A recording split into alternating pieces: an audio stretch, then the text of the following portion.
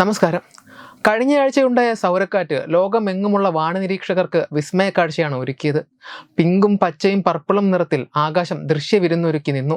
വടക്കൻ യൂറോപ്പ് മുതൽ ഓസ്ട്രേലിയയിലെ ടാസ്മാനിയ വരെയുള്ള ഭാഗങ്ങളിലാണ് ഇത് കൂടുതലായും ദൃശ്യമായതെങ്കിലും പതിവുകളെല്ലാം തെറ്റിച്ച് ധ്രുവദീപ്തി ഇക്കുറി ഇന്ത്യയിലെ ലഡാക്കിലും എത്തിയിരുന്നു. എന്നാൽ സൗര കൊടുങ്കാറ്റിന് പിന്നാലെ അതിഭീകര സൗരജ്വാലകളെ ഭൂമിയിലേക്ക് പുറന്തള്ളിയിരിക്കുകയാണ് സൂര്യൻ. ഭൂമിയെ ലക്ഷ്യമാക്കി ഇവ നീങ്ങുകയാണെന്നും കഴിഞ്ഞയാഴ്ച വീശിയ സൗര കൊടുങ്കാറ്റിനേക്കാൾ ഇവ ശക്തിയേറിയതാണെന്നും ശാസ്ത്രജ്ഞർ പറയുന്നു.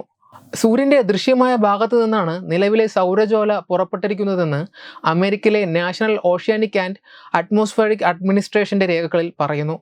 അമേരിക്കയിലാകും സൗരജ്വാലയുടെ പ്രത്യാഘാതം കൂടുതലായും എത്തുക എന്നാണ് മുന്നറിയിപ്പ്.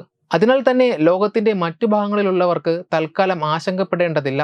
സൗരജ്വാലയുടെ ഫലമായി റേഡിയോ സേവനങ്ങൾ വ്യാപകമായി തടസ്സപ്പെടുമെന്നാണ് മുന്നറിയിപ്പ്. സൂര്യനിലെ കാന്തമണ്ഡലത്തിലെ ഊർജം പെട്ടെന്ന് പുറത്തേക്ക് പുറന്തള്ളുമ്പോഴാണ് പൊട്ടിത്തെറിയുടെ രൂപത്തിൽ സൗരജ്വാലകൾ പുറത്തേക്ക് തെറിക്കുന്നത്. നിലവിൽ ഭൂമിയെ ലക്ഷ്യമാക്കി നീങ്ങുന്ന രാക്ഷസൻ സൗരജ്വാല സൗരക്കാറ്റിനെ പോലെ ധ്രുവദീപ്തിക്കോ ഭൗമകാന്തിക കാറ്റിനോ കാരണമാകില്ല. AR3664 എന്ന സൗരകളങ്കത്തിനുള്ളിലെ ഊർജം പുറന്തള്ളപ്പെട്ടപ്പോഴാണ് ഈ മാസം 10-ന് സൗരജ്വാല പുറന്തള്ളപ്പെട്ടത്. ഈ സൗരജ്വാല 11 വർഷത്തെ സൗരചക്രത്തിൽ വച്ച് ഏറ്റവും വലിയതാണെന്നും ശാസ്ത്രജ്ഞർ പറയുന്നു. 2025-ലെ സൂര്യചക്രത്തിന് തുടക്കമായെന്നും സൗരകളങ്കങ്ങൾ ഇനി പതിവാകുമെന്നുമാണ് ശാസ്ത്രജ്ഞർ പറയുന്നത്. അടുത്ത കൊല്ലത്തോടെ സൗരകളങ്കങ്ങൾ അതിൻ്റെ പാരമ്യത്തിലെത്തുമെന്നാണ് കരുതപ്പെടുന്നത്. വെബ് ഡെസ്ക് തത്വമൈ ന്യൂസ്.